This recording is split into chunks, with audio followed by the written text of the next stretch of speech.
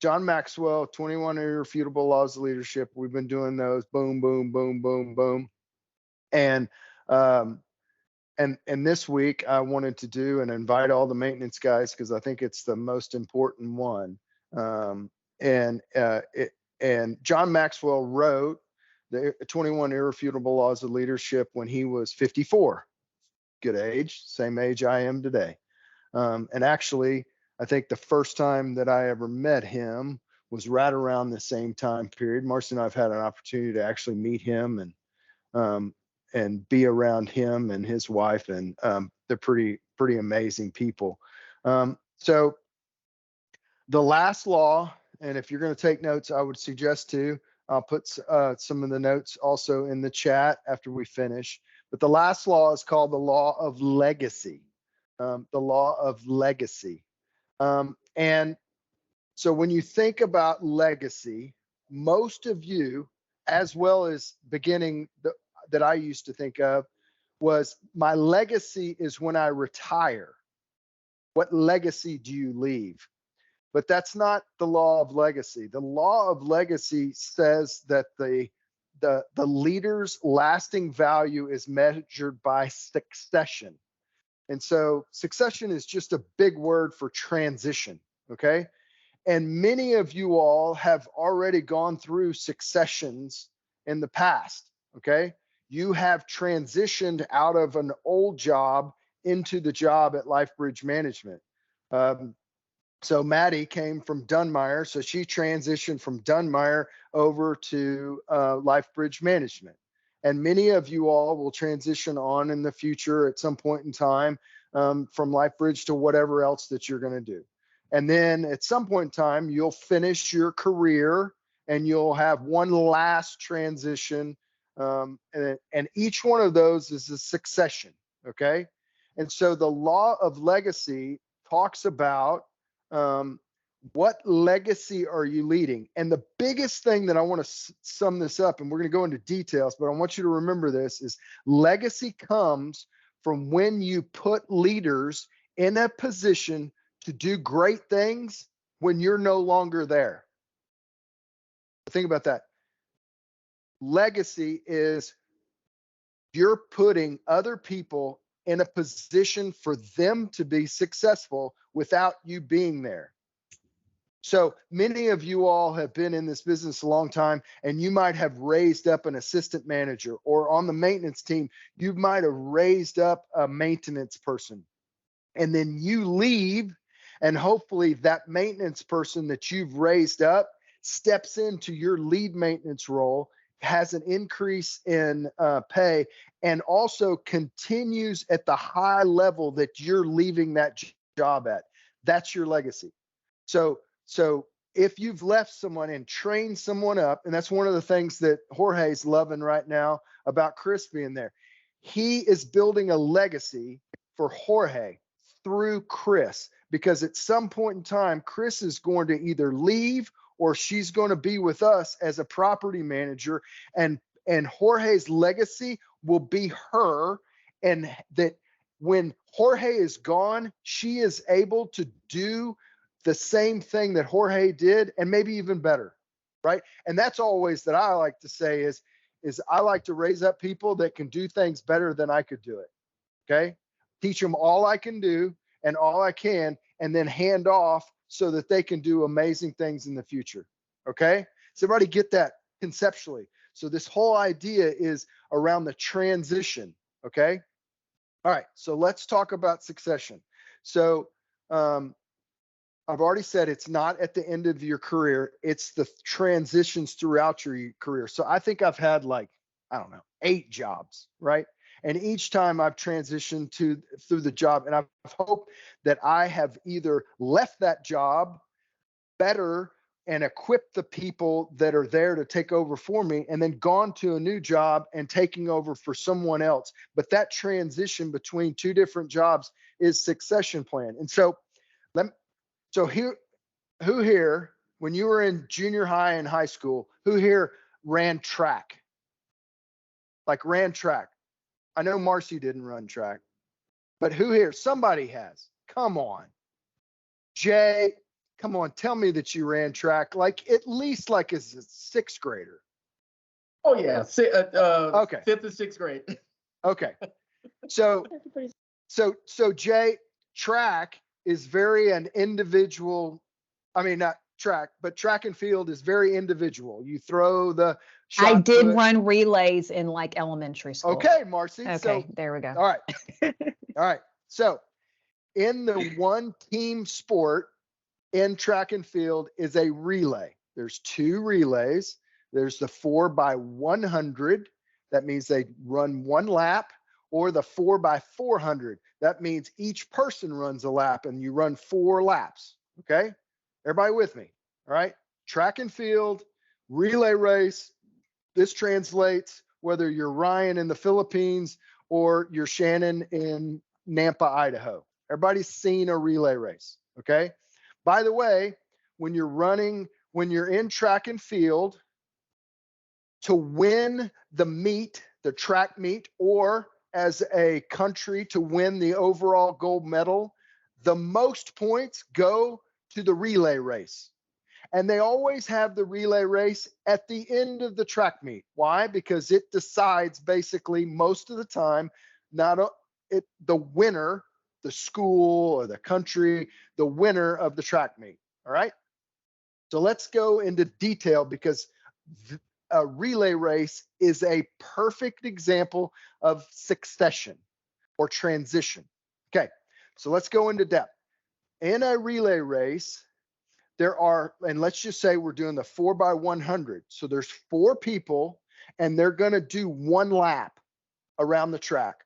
4 people are going to 1 lap.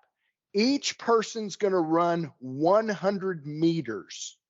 Now, if I was in shape, which I'm not, I would be able to run 100 meters all out, 100%. I could run it because it's not a marathon, right? A marathon, you have to pace yourself when you're running. You don't run all out or you'll burn out, okay? But a sprint, 100 meters, most athletes can run 100 meters all out, leaving nothing like it. And I like to say 100% of their speed they're running. Okay, so the goal is for each person to run 100% of their speed all the way around that track. The problem is they have a little thing that's called a baton, and each person has to carry that baton all the way around. Okay, so the zone that they hand this off is called the transition zone. And it's a perfect example of what we're talking about with transitions during your career. The transition zone. And this is where you hand off the baton to the next runner. So the first person running the race starts off and they're running as fast as they can at 100%, right?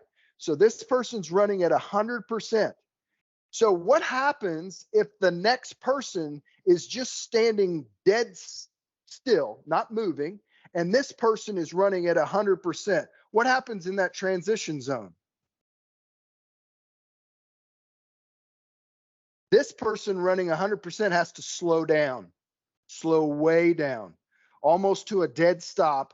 This person gets the baton and then they start running and they go 10%, 25%, 30%. And then maybe by the end of that 100 meters, they're at 100%, but they've got to slow down again because they've got to hand this off. Okay. The key to winning a relay race is the transition zones. The key to legacy is the transition zones. Hear me. If you're the person that currently is running the first race, that means you're currently in the job. And you're going to transition this baton or your leadership or your responsibilities onto someone else. Yes. During the transition zones, you need them to get up to 100% of their speed before you hand this off. So here you have the person running the first leg of the relay race and they're running at 100%.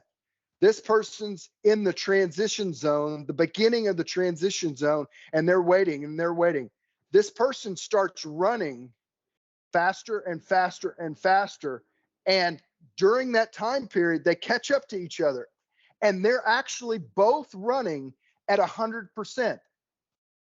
So there's no loss of speed during the transition zone. And then during that transition zone, they're handing off the baton. Okay, so think about that as it relates to transitions in your life and leaving a good legacy. What you want is the person that is either going into your job or that you're going into a new job. You want to be able to run next to them as fast as possible and get fully up to speed in your job before they hand off and transition off that information or that responsibility, and they leave to go do the next thing. Everybody get me into that? Okay, so how does this relate to some of the things that we are doing? I look at almost everybody on here, almost everyone, with a few exceptions, almost everyone on here, I directly talked to and interviewed you when you were coming on board at LifeBridge Management. And almost everyone, I asked the question, what notice period do you need to provide? And there were people like Ryan in the Philippines that said, well, I've got a lot of responsibility at RealPage, and I know you want me to start at the beginning of May, but actually I can't start until the beginning of June. And I asked, well, why? Well, I've got to transition all of my responsibilities onto these other people, and it's going to take me a month to do that. I knew immediately when he said that, I want him a part of my team because he understands the law of legacy and he understands how to transition very, very well. Now, we think about that. If somebody were to say, come in today and they would interview you for a position that you're looking for, or maybe in the future, and they tell you, how much notice do you need? And you might, and they might turn around and say, well, I'm currently working at this job, but I can start tomorrow. You don't want that person on your team because they don't understand the law of legacy and they don't understand how to transition well because they're leaving somebody at their old job who is standing still. They're in the transition zone and they're standing dead still. They have no idea that they're fixing to get all of this person's responsibilities the very next day if this person quits and doesn't give a proper notice. And I have seen this in my career. The people that don't give proper notice, they won't give you proper notice in the future either. Yeah. The people that are like Ryan that said, hey, I'm sorry, I've got to have a longer transition because I need to transition well. Whenever Ryan transitions in the future to do whatever God has for him to do, he's going to do the same thing. He's going to transition well because he understands the law of legacy.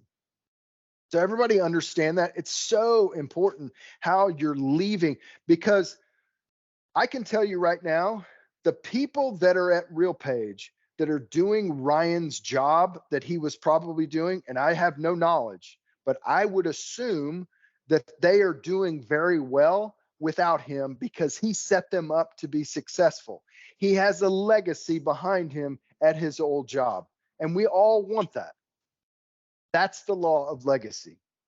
Okay? It's when you're putting leaders in a position to do great things when you're no longer there. Okay? It's probably, to me, one of the most important laws of John Maxwell's 21 irrefutable laws of leadership. All right, last thing I'm going to leave you with. So when I was in my late 20s, early 30s, kind of starting out my career, after I met Marcy and we started out the property management company, I think we were like 28. That was forever ago. I'd like to say it was just a couple of years ago, but it was a long time ago. But in 28, my big, and this is taking from when John Maxwell was 54, my exact age, okay? And I can relate to everything that he said. So this is not Sutton making this leadership talk up. It's actually taking something that Maxwell had said in the past at 54 that applies directly to me in my life. And I want to pass this on to you in your life. When I was in my 20s, I wanted to make a difference. I, Sutton Turner, wanted to make a difference. I wanted to do that. I wanted it to be about me. I wanted to build a big company. I wanted to be successful in my 20s. But when I rolled into my 30s, I realized like, hey, I've got all these things and I'm limiting our ability to grow as a company. I need people to take things off my plate. And so that changed from I want to make a difference to I want to make a difference with people. So in my 30s, I was like, okay, wait, I need a team. But I need a team just to take things off my plate so that because I'm so important and I am so the most focused on this company and everything has to run through me. And so I needed people to come on. Okay, so you can do this, take this off my plate. You can do this, you can take this off my plate. But then when I realized and I went to the Middle East, it changed. I want to make a difference, yes, with people, but with people that want to make a difference. So I quickly realized, like, I don't need people to take things off my plate. I need amazing people that want to make a difference. So it moved from I want to make a difference to I want to make a difference with people to I want to make a difference with people that also want to make a difference. And these are people that I surrounded myself with because I went and hired all these people all over the world, literally in the Middle East. And I was looking for a character. These people that actually wanted to make a difference, whether it be in people's lives, whether it be people in the Philippines, whether it be people in India, but they wanted to be a part of something that made a difference in people's lives. And it totally changed because then it was no longer about me, okay? And it was no longer about building a team to help me do things. No. This was me building a team of difference makers, which totally changed the way I looked at the business. And then as I've gotten older into my 50s, I want to make a difference that went from I want to make a difference with people that changed to I want to make a difference with people that want to make a difference. It changed at LifeBridge to be I want to make a difference with people that want to make a difference doing something that makes a difference. I want to make a difference with people that want to make a difference as we're doing something that makes a difference. And you might say, well, so I don't understand what that last part means. We're doing something right now, and many of you all are doing this. It's really not me, and that's the most important thing, that you're making a difference on these properties. You know these people that are living at our properties. We're rolling out things like, the Rhino, Isuzu, Flex. You guys are actually trying to make a difference in people's lives by doing your job. You're doing your job as a property manager. Jake is doing his job as a maintenance technician. Dustin's doing his job as a maintenance technician. You're trying to make a difference by doing your job. And to me, I think that when we look at our lives, like that, like it's a ministry, and I'm not just saying Christian ministry, but ministry means that you're helping people. That's really the essence of that word ministry, that you're genuinely trying to improve things for other people. And that to me, it took me, from late 20s to now 54 to realize that it's not about me. It's not about surrounding myself with a team. It's not just surrounding myself with a team that wants to make a difference, but it's not only surrounding myself with a team that wants to make a difference, that's doing something that makes a difference. And so I want you to see the progression of that is from one person to many people, and it's minimizing my role as a leader and maximizing the role of all of the team. Because Sutton can't do something to make a difference, but Carrie at Breckenridge can make a difference. She's actually making a difference in people's lives. And so, and there's no way that I could have done this as one leader or a small team, but it's empowering people that have the character that Carrie has that actually wants to make a difference.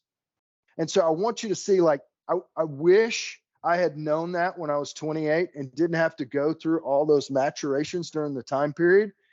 But at 54, maybe there's somebody that's Maddie's age that might get some insight from that and go, oh, okay, I'm going to start actually doing that now in my mid or early 20s.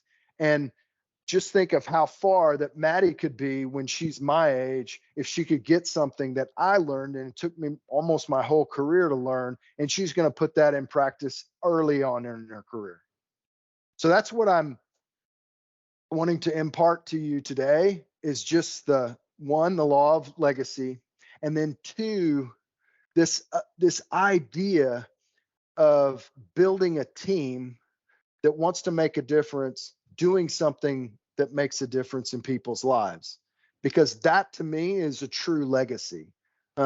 Like what Carrie is doing at Breckenridge, Carrie could leave Breckenridge and the people that she has influenced and affected will be influenced and affected after she leaves. And I'm not saying, Carrie, you're going anywhere. I'm just saying it's going to be there long after you're there. It's a lasting legacy of good works that you did to help someone. And so I want us all to see that and be excited about that. And if you don't see things in that way, that's okay. I didn't either at 28. It took me until over the last parts of my career to realize that. Okay.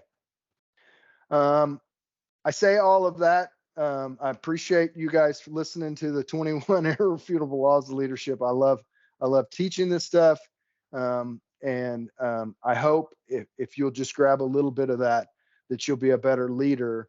And honestly, long after I'm gone and Marcy's gone and other people are gone, and and things change, and like, that's okay, because that's the legacy. And so I want each one of you guys to think, what's my legacy? Who can I help? Who can I develop? Who can I pour into, so that after Maddie has moved on from Newport and she's at doing something amazing else, that she looks back and goes, yeah, when I was at Newport, I left a legacy in that person. Might be a resident, might be someone that she works with, might not be even on that property. It might be another manager that she's spending and trying to make a difference with that person.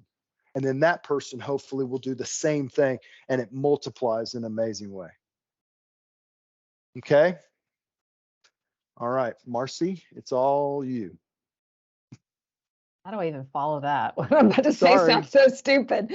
I will say, though, that I didn't intentionally ever practice this, but it just kind of, your job and your role, whatever you do, becomes so much easier when you realize that the people that you manage and lead, if you develop them to do part of what you do, it makes your role easier. And so the last place that I worked, which was at the City of College Station, I take great pride in the fact that the person who reported directly to me took over my role and was completely prepared for it. Like, didn't even skip a beat, because in the time I was there, I kept pouring into her in ways that she was ready. She was totally ready. So anyway, so